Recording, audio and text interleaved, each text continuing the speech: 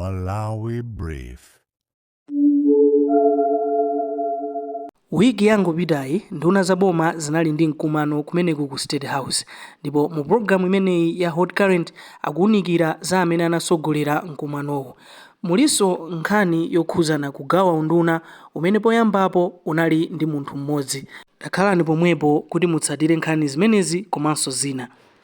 Ndikuzanga na mina kupangira behave markets. Kenaka chipwirikiti chimene chili kujeni ku mining kumaonesa kuti zimene zamayendesa ndi mai okha G Matanga popanda even deputy. What is your reaction to this split? Now we have Togotembo as nduna yona za mikuli ndiyambe ndino angoni wawo. I want to get your reaction. Tinabwera adi pano ndipo tinayankhula mwamphamvu ndipo kuyankhula kwathu kunali kongosindika kunena kuti the writing is on the wall. Chonda boma tamaonani fojayi mtanda wake umene wanyamula ndi waukulu ndipo akuoneka kuti alizandizandi fojayi kumene tikupitako ndi kupompho. Tinayankhula kwambiri ndithu and we shared a lot of details and kuli mbali imene yoyonena kuti you can only look back at the decision imene yapanga boma ndikumanena kuti achita bwino president mwachita bwino ifo tinena kuti undunawo ukufunika concentration, ukufunika government ikhale very deliberate and very intentional payoka ndikuchita specialize kuti apa tupanga za mining osatusophatikiza ndi zina ayi. Kumbukirani kuti ku energy kuliso chipwirikiti kuli chipwirikiti cha mafuta kumene kuli chipwirikiti cha magesi kumene kuli chipwirikiti cha zinthu zambiri and zonsezo zofunika kuti andunaja asamagone ndithu. Now at the same time uku kuli nkhani ya mining something was about to lose and chifukwa chonena kuti kwambiri pressure mdziko muno imakonda kukhala ku energy ku mafuta uku nkupeka kumakhala pressure most likely andunawa nde kuti she was being pulled so much towards this and ku mining kumafunika support. So ganizo lopanga split ndiyabwino chifukwa chonena kuti tiona sopano kunena kuti kulibe sokona mizira aliko munthu amene sikuleli lonse akapita ku office azikhala akukamba nkhani za mining. Koma mukayionera ku nkhani kumbali ya austerity measures kumene boma inkanena kunena kuti afuna nduna zochepa ncholinga chonena kuti achepese chiwerengero cha ndalama zimene timagwisa ntchito ngati dziko ena kumati sono austerity chekwenda bwanji apa chifukwa austerity apapatiyanira kuvomereza kuti athokotembe ngakhale anali mcabinet kale koma anali deputy and panopo it means kunena kuti asuntha kukhala full minister and if in the full line ministry imakhalanso ndizofunika zake. So in terms of expenditure kale apa ndi kuti yakwera maybe chimene chingachite justify ndi productivity ya kumeneko kunena kuti takhala kuti taona kuti zayendako kumeneko ndathokotembo ayi mapeto ake taonera kuti ayi it was worth it, it was a worth investment kuti ngakhale tinachita increase chiwerengero cha ma ministers koma taona phindu lotere ngati dziko chifukwa nthawi zina ife ngati Malawi sitimapanga quantify progress. Lero ndali nakumana ndi munthu wina waku MRA ndeni mamfunsa kunena kuti kodi chikhazikisire ndondomeko yasopano ya machine EIS kodi mutifotokozera liti kuti what are the benefits and mukamabwera kuti what are the benefits tatiuzani manambala tatiuzani kuti this is the difference that this has marked this has made. Nimeona ngati kuti kawiri impact sitimayichita assess numerically kapena kuti ndi quantitative data yonena kuti anthu atopanga appreciate Malawi muno. Koma going back to your question ine ndikuona ngati achita bwino koma nkhani ndionena time will tell kuti kodi was it the best decision or not. Chabwino ayamba choncho angoni wawo inu kukhala kuti ndinu mai G Matanga amene munagwira energy ndi energy kuchati kumanda kuti kuli mafuta kuli magetsi ndi kugwira mining mukoza kudandaula kuti kapena andichoserako ntchito komanso mwina amayi wasada kugwira ntchito bwino tione bwanji pamene papa kuti can we say no ma'am you did well. However, maybe we also need to make sure kuti ku mining kukhale full attention. Mungapange react bwanji pamene mukuyankhulapo Bishop ambuye Bishop.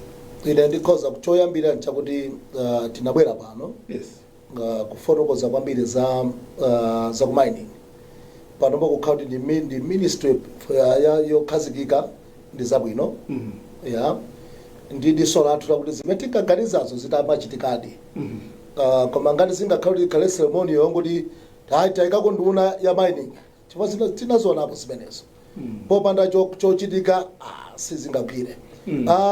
Pano patafika pa Malawi kuonera kuti mwina kusankhula za magetsi kamena zinazi sikuti zakonzeka zinthuzo mwina pamene tadziwitsenso kuti sikuti mene tasiya kuyankhula za magetsi mu ndeti pano payaka things are okay kaya mwina ya kapena D0 ife ndi mapapu omwe taononga nazo zimenezo magalimoto oti kuna akhama compensation akana tikalilira kuti ayi mwationongera koma ungapite kwa ndani ya so amaya aja ntchito inachulukira kwambiri and tikhoza kuti athokoze so because sometimes munthu mazaona kuti how do people assess me akuyesetsa availability ministry yawo ndiyovuta kwambiri ine ndikhoza kuwapatsa kuti ngati kuli mzimayi amene akugwira ntchito bwino kwambiri akuthamanga amaya aja akuyesesa kuli zinthu zambiri kwesikomu kujatu sikuti magetsi angozima mafuta aja sikuti angosowa kuti munthu angafuna amaya aja kuti mafuta azisowa but Togo so silent there kaya anzanga sinamone kuti chifukwa abwena ako akamathamanga kwambiri Togo anali ku agriculture the deputy wa kujeni Togo adali a deputy aku agriculture yeah chabwino kumene ungana mathamanga zabwinonso yeah so ndikhoza kunena kuti kwachotsera amayi kwapatulira mining kuti mining khale bayokha kwakhale ku energy apangira bwino kuti focus yawo samagona ndikhulupirira sakumagona amayacha ndiye potero mbali imene timayigwedeza kwambirija ikhoza kukhala kuti inakafa chinthu china chimene mafuna ndichifotokoze kundale tsopano angoni wawo kuti anthu ino andale mukamapanga kampeni ngati ndi cannabis kandi chani timasuta chonde tiye ndizizimitsirani chifukwa chonena kuti mukamayankhula mmakhala ngati kuti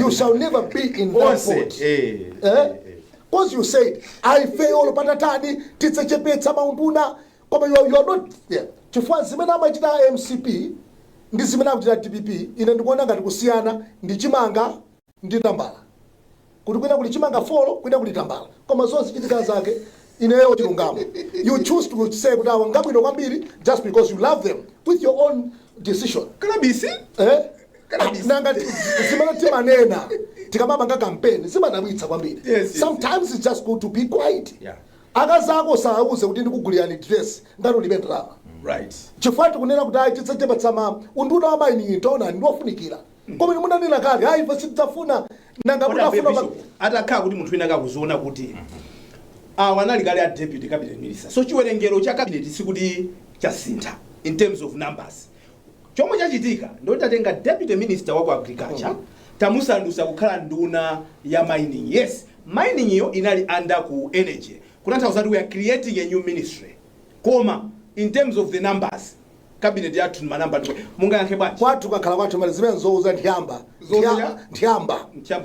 ndi munthu amene sazindikira zinthu zambiri zofuna kuza nthiyamba so kuli ministry payokha ndi office a ministry of mining it's an office akhala ndi PA wake akhala ndi protocol PS wache so sizingafanani galimoto sasintha safanana in terms of ndalama zimeti maunonga ndoti kuti manumbers wosana sinte pese koma we've created a new ministry yomwe ikhale ndi zonse zimene unduna umene ukhala nazo which in this case inaphatikizana ndugu so tidzabweranso nthawi ine ndikamatsata ndalama za mazi a blood outer body tikazane naso za lilongota body mazi sakutoka bwino tidzangoza ministry of water chifukwa mavuto sanati chabwino ndiyero tipange bwanji ife tidabwera pompano kumana tifoja watopa tufuna mining tikhale nayo attention ndi pamene tikukonza mining iyo tudandaulaso kuti tibe ndalama ndipo anthu osafuna siti kusazimene mafuna ine my point is mining ndiyofunika kwambiri ndipo this is the right direction koma ndimafuna ndizikumbutsana za pambuyo kuti mawu samata chabwino mining ndi ujeni yabwino kwambiri and kumene kukwathoka kamapitete is not going to a ceremonial ministry is going to a substitution of agriculture imene ife tikuti mfoja akuchepa mbavu ali ku agriculture so tampasa munthu chinthu imene tikudera kuti ngati tilandire $, iweyo kathamange apa so ndaona izi youth empowered chanchani zimenezo ayi ukuku kumene akupitako ndikuwafunika akathama akagigime chabwino mutati muzione nkhani zimene zikuyendera angoni wawo kuti minister of mining ya migodi inyamuke yofunika magetsi nde magetsi athu zimene akuchitazi are we serious we can dive into mining with this type of behavior coming from our electricity? Komanso tikumadadaula fojayi sakuti pasandama zokwanira ndizimene kulephera kugula mafutasi. Kuti tigule mafuta tufuna migodi ibwerese ndalama nziko muno kuti tigule mafuta. Mukuona mene zinthu zikukwasira. Tiyambire patipo tigwire patipo kuti tizinena kuti tayamba kusolve mavuto athu kuti mining is giving us money now for us maybe to sort out fuel problems. But for mining to come up, we need to sort out electricity problems so that electricity should be adequate to facilitate mining activities. Tipange bwanji. Ankwenda vivi mwina sana afike kumeneko right mangufuna ndingonjezera ndemanga pang'ono zimene amayankha Bishop pamene president wakale opuma wa ku America Barack Obama ankachita campaign ankakamba zonena kuti ifeyo tikalowa mboma ineyo ndikalowa mboma ngati Democrat president ankachita promise kuti azaseka malo acha ndenda Guantanamo Bay atalowa mmene muja anapezeka kuti Obama amazowa kuyankhula koma nkhani imene inangopezeka kuti basi Guantanamo Bay njosegula pali zinthu zina zimene umatha kumatokota wakhala uli kunja kwa boma ola zinzathu taona oti magwira nawo ntchito mwina akalowa kumeneko amakhala kuti matokotedwa akamakhala osiyana ndiye ukalowa kumeneko pamene makaona kuti kodi kuno nzotere so that example you give amutali kadali mumukale koma atatuluka you think akoza kumabereka ma promises based on mesa he already knows what he goes on in that office. That's true. Kwa mene chinai chaka chanchi 2019-2020 pamene anachoka in 2026 6 years zambiri zachitika tukamba nkhani ya foja how muzaka zimene zizi foja amene wakuponjera how my numbers apanga drop so my dynamics asintha komanso on top of that musaiwalenso kunena kuti atalowa mmene muja poyamba nambala ya chiwerengero choyamba chimene anayika cha ma ministers chinali actually chochepera kenaka tinaona kuti ayamba kusintha ino mukumbukira kuti within the first 3 months munali ngati cabinet reshuffle so in other words you could tell kuti amutalikali mu second term simakhala kuti ukulimbana ndi kuti uzaimeso ayi second term umakhala ndi legacy ufuna upanga legacy ufuna upanga mbiri yabwino ndiye akumati akaona kuti pena pake sipakuyenda kusintha na poyambapo ankaona kuti khalema ndiona zochepa motel ataona kuti I think isigwira anayamba kuonjezera and amutalikali actually there is a side yonena kuti when he makes up his point he doesn't care kuti mwina muyankhulaso chani so he's made his mind to increase the number of the cabinet kwa ife ngati dziko chimene tikufuna kwambiri deliver on the ground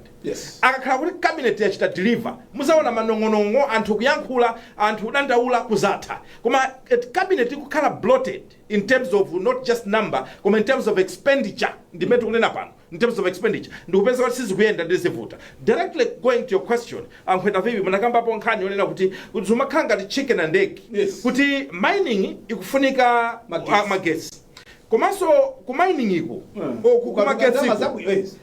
kumagesi iko ndikufunika so investment yochuluka imene foja sangatha kukwanisa tufunika ndalama zoti zichokere ku mining kwa ine ndikuwuzani kuti takhala paka nthawi tupanga zinthu the same way imafikapo nthawi wanda yoti timakhala ma meeting ena limodzi timanena kuti ayi gentlemen and ladies we should just do something different wake ndonena kuti ukukuti uchita kudziwa kuti future yaife ili ku mining let's do whatever we can do where do we start anduna apitakowa apite abwere ndi strategic plan ngati ma strategic plan aliko kale asataye nthawi ndi kulembaso zina akayambe kuwerenga zimene anzawo analemba chifukwa kuno ku Malawi timafutika so zimenezi afuna wina 2 years akulemba strategic plan and yet anzake analemba kale so apita akachite find out kuti anzathu anapanga chani then from there make a recommendation on way forward if it means we're going to import power from neighboring countries just for mining you do that if it means kunena kuti tikhala ndi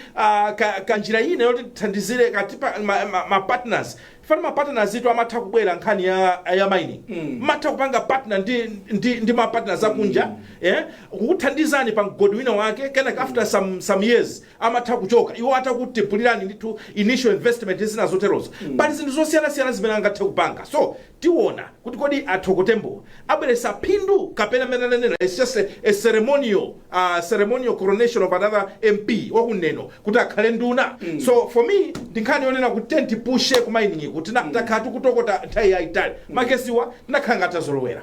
But in terms of kuti tifuneka magesi otani kapena what type of power demand do we have ku energy athokotembo atipasi ngati fe ziko singatopanga supply, let us outsource. Chabwino ngati magetsi sangakwane teni tipeze magetsiwo chifukwa tikukhulupirira kuti ndalama zimene tingapeze ku migodi zikhala zoposa za fodya ndipo mavuto athu akhoza kutha mwina in the next 3 years titakhala kuti tili serious. Nde Amalawi akhutisidwa akaona mmene akugwirira ntchito athokotembo amene asankhidwa ngati nduna ya nyuwani.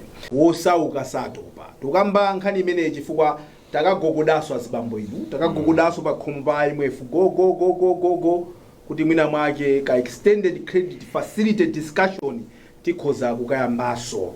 Izi timazifuna chifukwa chokuti timakhulupirira kuti akatipasa extended credit facility abungwe limeneli amakhala ngati apereka kamulozera kwa anthu ena kuti akhala ngati Amalawiwa nkhani zawo zachuma akuyendesa bwino. Then also amatenga confidence ya IMF-yo nkumatithandizako malo ena ndi ena. Tikupanga zimene zizi ECF ya 2022 itagwa ndithu chaka chatha. Idachita collapse last year. Pano tikufuna ECF ya nyuwani. Now, ikuti mapanga unlock additional support from development partners komanso improve access to external financing. Ndizofunikira kuti tileso tikagwade pamaso pa IMF kuti ndachimwa kopambana. Ndi chifukwa chake ndabwera pano kuzapempha kuti chonde tikhululukireni tipaseniso kangongole kacha angoni wawo. Umphawi si chinthu chabwino ayi. Takhatu makhani masiku mdziko muno kumayang'ana IMF ndi World Bank chankumanena kuti opanda phindu awa samatithandiza ndipo kunyoza ndithu mkazi uja kena nkusapeza kuti mazulu ake okubwera nkusapepesa ndizimene zikuchitika apa. Chifukwa nena kuti tinakhala kuti fezi kutiyendera ine ndikukhulupirira sinakapita ku World Bank kapena ku IMF. In this case IMF in particular tikupita fachonena kuti zativuta. Right. Maiko ambiri amene amakhala independent kuti zamba kwayendera zachuma ukuku samagwirako kwenikweni ayi. Chifukwa nkhani ndi simple. Nkhani ndionena kuti pangani ndalama zanu. Mukapanga ndalama zanu zikumakuyemterani mmakhala your own kings. Mmakhala ndithu mfumu nyumba yanu umapanga ma decision. Koma ngati ukhala nyumba ya renti pamakhala nthawi ina yake pamabwera ka message kochoka kwa landlord. Amazakuza ndikunena kuti pali ng'ono wanga amene ali ku UK akubwera next week. Umaziwa kuti pamuzi pano tusamuka. Ndiye ifeyo tikupita kuko because tavutika tasimidwa. So we should not look like ndife madolo. Tivomereze kuti zativuta. That's number 1. Number 2, tidziwe zonena kuti ukamaka pepa mwini wake wa makobiriyo, mwini wake wa chithandizo amakhala ndi mphamvu kuposa iweyo.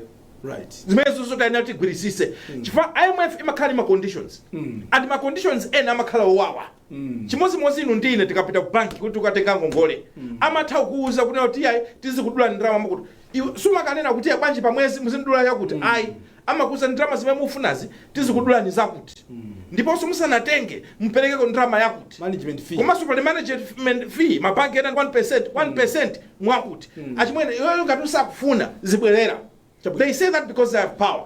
So last time mwansanga nkwenda vivi IMF analima recommendations zao. Yes. Panali recommendation yoyamba yankhani ya agent fiscal consolidation.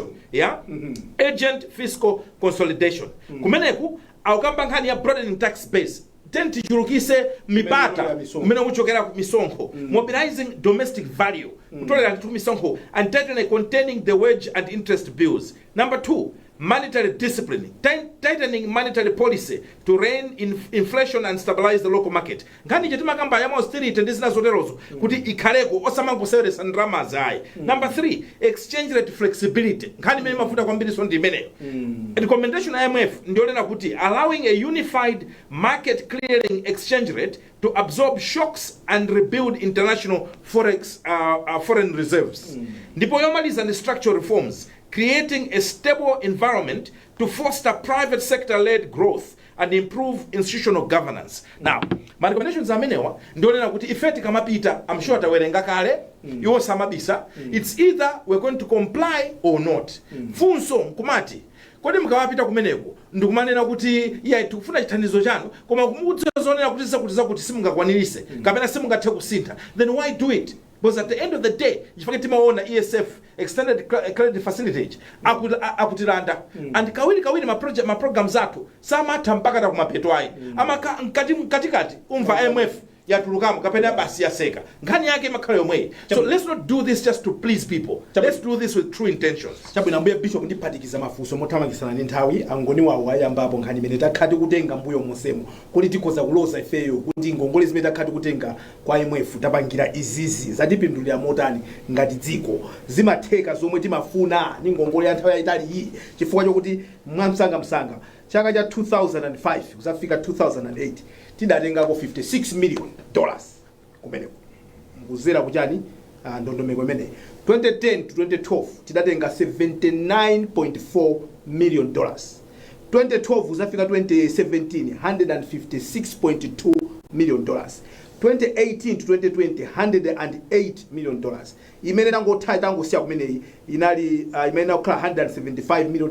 I don't know if we're able to access the whole amount but idachita collapse last year.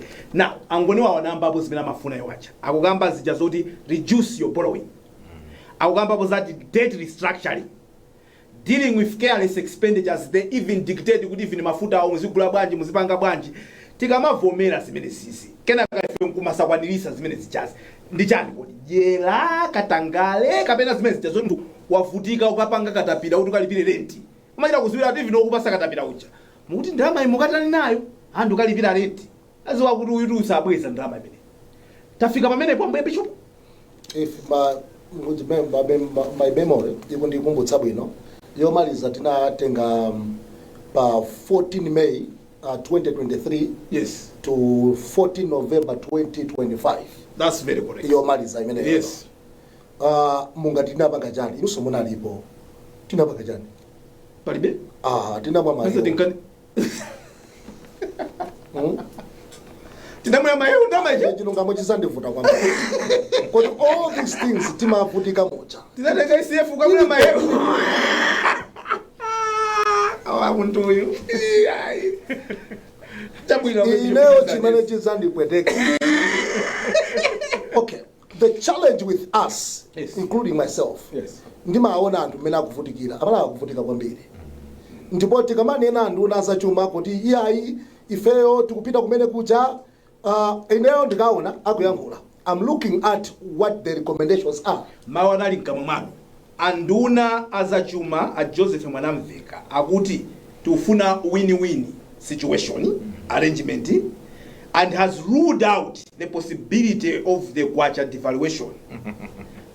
Kodi fail to imphave when akuti ngati tukatenga ndaba zimene ndimafuna ndibire kumene koko kunena kuti okay the minister is confident enough. I'll tell you why is thinking kuti akhoza kuvomera mofulumira maitsanzo pali point number 1 yakuti titsegule tipange broad motenga misongo yathu muchiruke they can say if it is setsa tatsekula anthu ambiri misongo ndi akumenya pali ponse kungoyang'ana chochi kwambiri makoikasokoa msongo wakuyang'anisisa pali kasongo kake kuti ukakhala chochi so akodzera atamenya koma ndimafuna ndinene kuti tiyambira kumanga manage kumene koko kuti misongo imene tikutolera icha ife timamva mumamva tikuthokoza kwambiri panopa.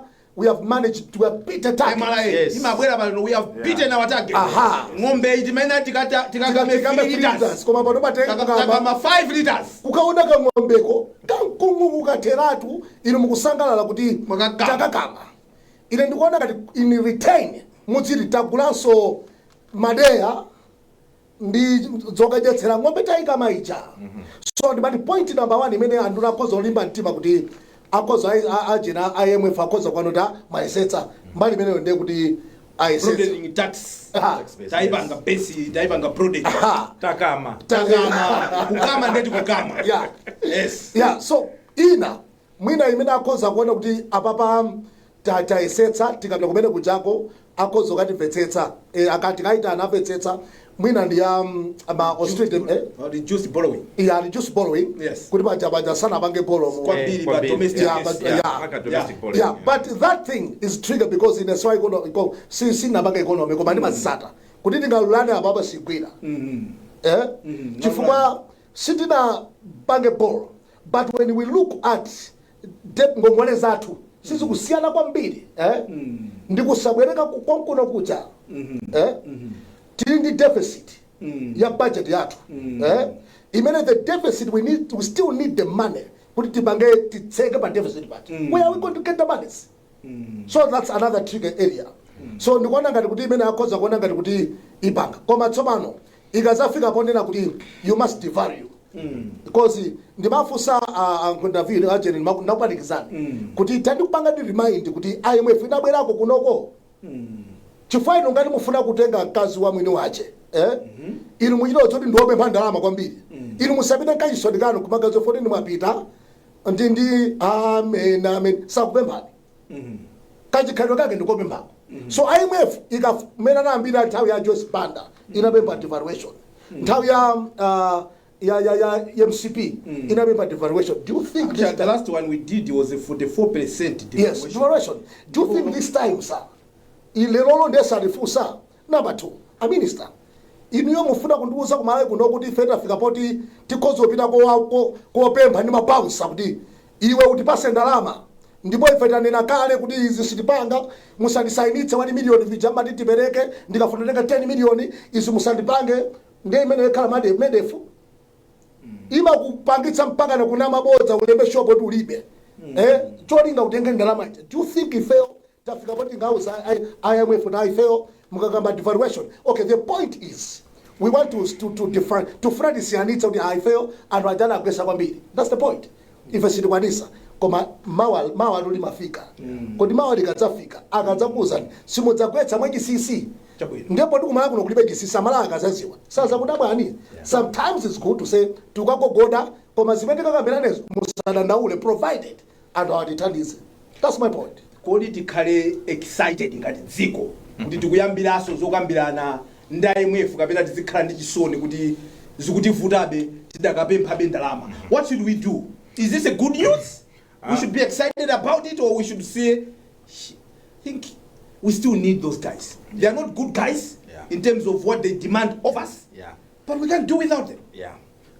Nkhani ya aid takhatulika mbana pa program ino timanena kuti palibe dziko limene linganene kuna kuti ifeyo tinatukuka chifukwa cha thandizo chokera maiko ena.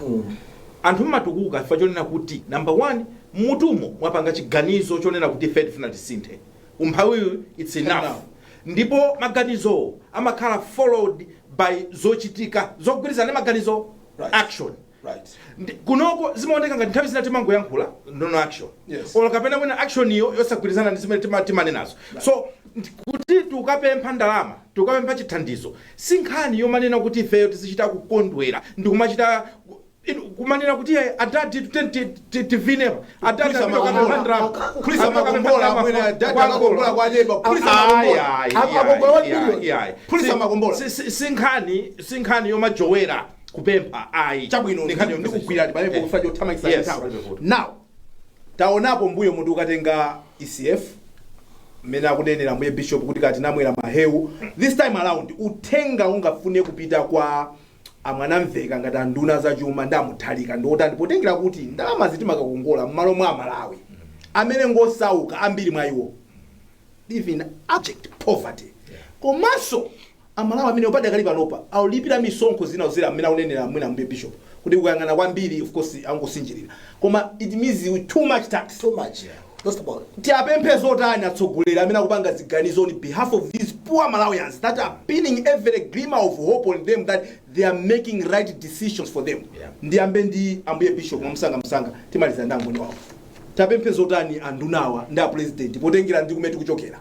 Kwina koseko ndikoti akhoza kwanitsa kuchita bwino koma pamene pakhoza kuvota kwambiri ma street measures aja timalengeza aja timalengeza kunena kuti panopa anthu ma meeting tidzipangira maoffice smart koma pa timafika sompana ponjadira kuti ife yathu sitipangira kumeneko tipangira kwinako.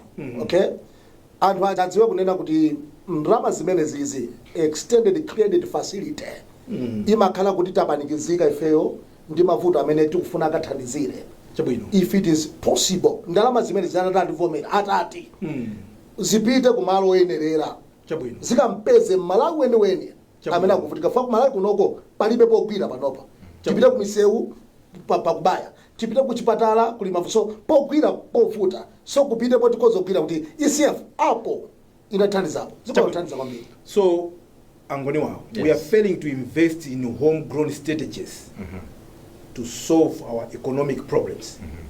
We still have to beg elsewhere. Tulephera ngati ziko kuti tichite invest in our homegrown solutions which we can control ourselves. Because the moment you start touching other people's money, you've lost control. You can't go there and start bringing arguments on the table when you're going there as a beggar. Tulephera kupanga invest in our homegrown strategies angoni wawo mwamsanga musungatawe.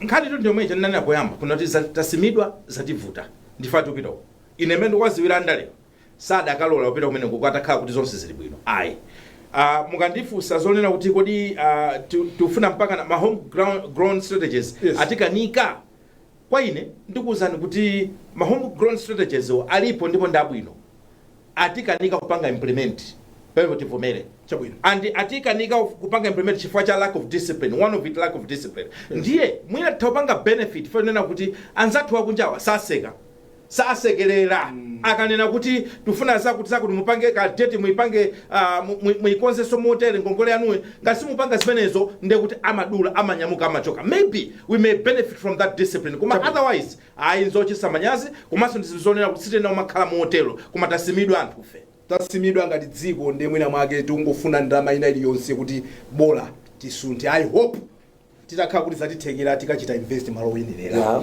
Tipitirire ndi program yathu ya the hot current pano tupita nkhani yathu adindo ku nduna wa zaumoyo avomereza kuti yayi kumene kunoko kuli ndithu katangale muzipatala ndi izi zikubwera ndithu pamene nyumba zolemba nkhani zingapo zidabwera pamodzi kunena zimene zimachitika kupeza kuti anthu magulisa ndithu magazi kwa patient muzipatala mucha kupeza kuti anthu amalandira ndalama kuti namangidwe even chikhakha kumuza munthu kuti kagule weka. There's so many things that we discovered. Ndi adindo ataona mpaka na nyumba ya malamulo anaita ana anthu osiyana-siyana amene anagwira ntchito imeneyi kuti amvesese kuti katangale mchipatala kwenda bwanji.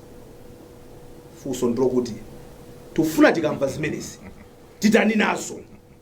You know, pali malo ena umachita kuziwa kuti malo awa mmene ili setup yake iyi tidapanga kamalo kokuti pakuzomachitika katangale apa tikumatani ngati dziko kuti tithane ndi mavuto amene kutengera awa nduna wa zaumoyo amene akufuna kuti amvesese kuti katangale kwenda bwanji nkufuna mwina kuti athane nayo. Ambuye Bishop ngati dziko tikuthana ndi katangale kapani pafuna tizooneka ngati tikuthana mpana kumwitana munthu utazandiuzeni kuti katangale muzipatala amenda bwanji.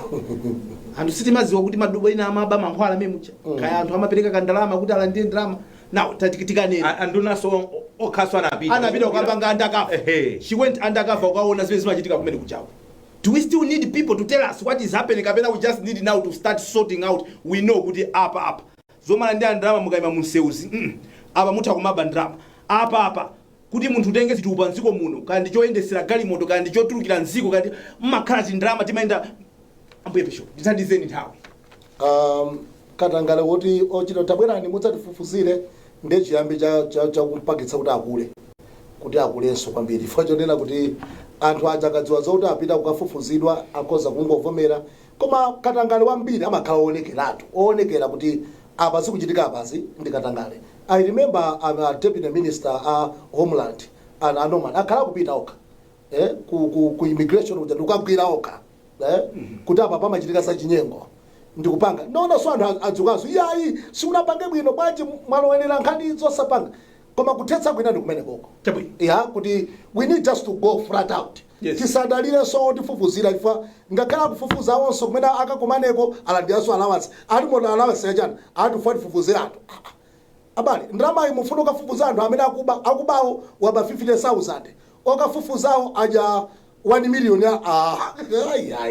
so yes yende kuvomereza imene bagesi anthu akafufuza mukakambiyazo kafufuza kunyanja anthu akuba amene anaba mankhwala mankhwala upana dolo ndi tumbosidi wandalama mwina za 200,000 inu mukaononga milioni kuti mukafufuze kuti 200,000 inabedwa zodziwikiratu olo kutuma nyamata tapitani mukagula anthu amene mukagwira anthu amene agulitsa mankhwala sali mmudzi mwathu momwe chabwino pepani ndi nthawi ndikugwirani kukamwa angoniwa mwachitsanzo talowa boma la nyuwani kuli mabwana osiyanasiyana titapanga lifestyle audit sitigwira atigwira zimene zonse zofunika so kuti wina aneneso kuti kodi awa adali chakawa taonani leloli 8 months pano boma li about 8 months into government taonani zimene ali nazo zifuna kugwira sitikufuna nanga kwa tikulimbana timatemba anthu akugulitsa mankhwala mzipatalamu timatemba chejumo chinsomba chachikulu chuchira kuoneka kuti inu tamuonani munthu uyu yamba agwire awa akakambirana kutaliwa chipatala chilipo mpaka sumatifuta bwanji kusupply ya mankhwala ndondomeko procurement ayisatire bwinobwino so ma systems amene tili nawo mdziko muno ndi amene amatithandizira kukumana ndi mavuto amene tikumana nawo ngati dziko ndipo sikuti sitimadziwa kuti ni ma system opoyira chichewa cha masiku ano koma nkhani ndionena kuti ma system opoyirawo amachita benefit anthu ena so alipo anthu amene zimachitira bwino zikakhala kuti kuli chipwirikiti kumalo kwina kwake benefit from the exactly so they actually sponsor the chipwirikiti because they benefit from it fana khala kuti tonse timavutika bwezi umanena kuti ndikonzechi kofuna kuti neyo ndikupindula njifake limafuna chipwirikiti chikhale pomwepo because otherwise mene mwaneneramo Minister of Health itafuna kunena kuti ololerolo iyambepo kufinya afinya ndipo malonda mbiri they know exactly where the problems are ndipo watangocheza ndi anthu ochepa muzipatala even ogwira ntchito kumene amchipatala awafotokozera so for me nkhani ndi action mwatifunsa ngatatola nkhani takuuzani what are you going to do ndipo if we keep monitoring kuti kodi after 1 month after asking atola nkhani kuti tabweresani umboni wanu mwachitapo chani ndimalize motel alipo ndinafunsa aku road traffic directorate zama license ndi amandifotokozera director kumene kuti ayi panopo 30 minutes within 30 minutes license yatuluka ndi ndimati ukhala siku kumeneko koma muona kuti mwina after some time upeza kuti 30 minutes ija yamba kukula ntuma hours so ngati tikumafika pa 30 minutes tipange congratulate ndi zimene tikufuna tufuna efficiency mu service delivery yathu koma kwina ayi ndithu zochita kufuna ambuye bishop lamulo tikunena kuti munthu akhoza kuchitidwa lifestyle audit komano kuti SCB ikapange lifestyle audit wina akakwena akachite complain kuti ukhangati ambuye bishop ndama zawo sindikuziona kuti zikuenda bwanji chanchani ndizakafufuzani are we serious padali anthu oti timaziwa kuti mamona zana timaenda nawo timakwera nawo akabaza anthu timakwera nawo akabaza koma kupita kunyumba kwawo madaba kuti ndikahaya kamoto yodula ili yonse imene mukhoza kuiganiza ikangotuluka pa msika kandi ku America kandi kuje yafika kale kuno zofunika sokalozerana zonsezizi bwanji sitinayipase mphamvu MRA kuti yokha izitakunukisa osati zingodikira kuti wina akadandaule akadandaule ndi ndani chifukwa kuti uivino kadandaule ukafike kumene koko nde kuti wina wake wauza kale wewe wina akanabwera kuno uzakudandaulani koma so kafikire bandi kokadandaulako ukapeze ndani so malamulo athu sitifuna kugwira mbava asimafuna makazizaze mbava za ndalamasi mbava zikulu mafuna kugwira mweya ubajingati kuti kumalawi kunotu timangopezera anthu ovutika munthu ovutika basi koma kuti anthu agwire zenizeni zijazo mwandikumbutsa traffic kuti aja 040 aja ineyo amandisangalatsa chifukwa chakuti amayimisa terekeze galimoto ina liyonse ndikukufinga iweyo posatengeranso kuti iweyo ndiwe ndani so in that way tinakhala kuti tikumatengera kuti uyuyu tiyambire pamwamba mpaka nakutsika musi chifukwa tiyerekeze mankhwala amene amabedwa moti kumbati kuchani kucha kumankhwala kwenikweniko kupanga folo ngati mene makhalira kuipanga folo ngati mene makhalira dzenje la fuko kulondoloza cheni imene ijayo kukafika mpaka na pamene patient ala ndiye mankhwala mwapeza kale anthu ambirimbiri you go to my pharmacy teta mitsimo where do you get mankhwala chibwibwi chokhacho mudziwa kale kuti uyuyu mankhwala ali pamene akumpasa zati koma ali pano patadziwa litinso zikwama zimene amanyamula anzathu akamaka kumana ndi anthu ma capital hill malo anthu atanyamula zikwama kodi mukaonana ni munthu ponyamula chikwama chipatala chikwama muli chani chikwama msitingambe umafunsana zikwama you have an appointment with bwana you carry a bag kulepera kunyamula munthu koma kakumana ka arrangement fee koma musamada ndaule chifukwa chakuti chilichonse ndimane chinthu chakuba adzakuberanso adzasanza one day na munthu aliyense amene amaba zinthu za Malawi Amalawi ndikumavutika ndikumaoneka ochenjera tsiku lina lachitatu sabata atali kudali cabinet meeting a president ma two vice presidents ndi nduna zawo amakumana kumene koko kumakambirana kuti zikuyenda bwanji mdziko muno itangotha meeting imeneyo achaponda Dr. Chaponda ndi amene anapangisa chair achaponda amene anapangisa chair ndeti mali tibwere ife ngati hot current tauza Malawi zona zenizeni adapangisa meeting imeneyi ndi ndani ambuye bishop mwadefosa lovuta angoniwa ifeyo kafukufuku wathu yes akusonyeza kuti amene anapanga amene anachita lead kapena kupangisa yes. anali a president wa yes koma poti zambiri zokambirana mu cabinet yes. zimakhala sitimati confidential za chisinsi panonso titakhala kuti information tilinayo would be very careful kuti tiyankhula motani koma mwina kungonena kunena kuti meeting iyo was not sikuti inali meeting yaitali kwambiri kumana chita chair ndithu ndamenewa ambutalika ndipo tisimikizeso pano kuti ma vice president analipo second vice president analiponso ndi nduna zonse tizithunziso zina tinaziona onsewa analiko zokuti abangisa achaponda zikuchokera pati kuli tinthu tina timene kuyenda pasimba makamaka paja tonse tikudziwa sikati siyobisa kuti 2030 pm samuyima timu yawo yomaliza ndiye ndiye kumene kujakola anthu aja muti akhauti mwakhazika pansi kula anthu aphuma iti amene akusakasaka kuti akangochoka bwanapa ndizakhale ndine so timabodza timene tiyamba kumveka as a part of promoting candidate wawo koma ine ndikhoza ine mpaka mwabudali ndikhoza kwauza kunena kuti zimene sizabwino chifukwa chakuti zimasokoneza president amene akugwira ntchito panopa tili kutali kwambiri number 2 anthu amene akuachulawo ndi anthu amalawi sanga akukonde nambiri amalawi sanga akonde asabanikizike kwambiri apatse moral wa president akapatsa moral wa president amene agwira ntchito amalawi kutsogoloko adzaona kuti yayi munthu wakhoza kukhala uyu so ife ngati ahoti current titha kuuzani panopa kuti cabinet imene inachitika pachitatu adachita chair ndi a president Mutharika ndezonena kuti adapanga chair ndi achaponda zimenezo nzamma samba amcheso sikuti mwina ndi achaponda adatuma anthu koma anthu ena mwina adangoyamba kunena fa anthu ena amafuna kuti azionesa kuti wawo ndi amene ali kufupi mwina amene anenera anzanga wakuti nkhondo ya 2030 idaya makale mutha kukana as much as you want koma ena amachita kuonekiratu kuti anthu akumazichita position ena sakuchita kunena ndiwo koma kuti anthu tinatake tojiya timangoyamba kamosi kangoyamba kujiya umazadaba kuti akumpwetekesa munthu kwani munthu mundipwetekesa mundipwetekesa fazinazi mukuona ngati mukumkonzera munthu mumpwetekesa anthu ena azimuyang'ana kuti kodi iwe kapena umakatuma anthu yeti munthu yomwe sakutani sakutuma but we can tell you on record that it was President Mutharika amene nango ni a short cabinet meeting. We know Zambiri, we can tell you. We know, we can tell you, but nanga sinzaji sisi. Nangati ni azoemi kama azoemi kama just name. Chabwino, pamene poso ndeba musiri. Amkwenda vipi? Wife awele. Nzimo bando kulowa.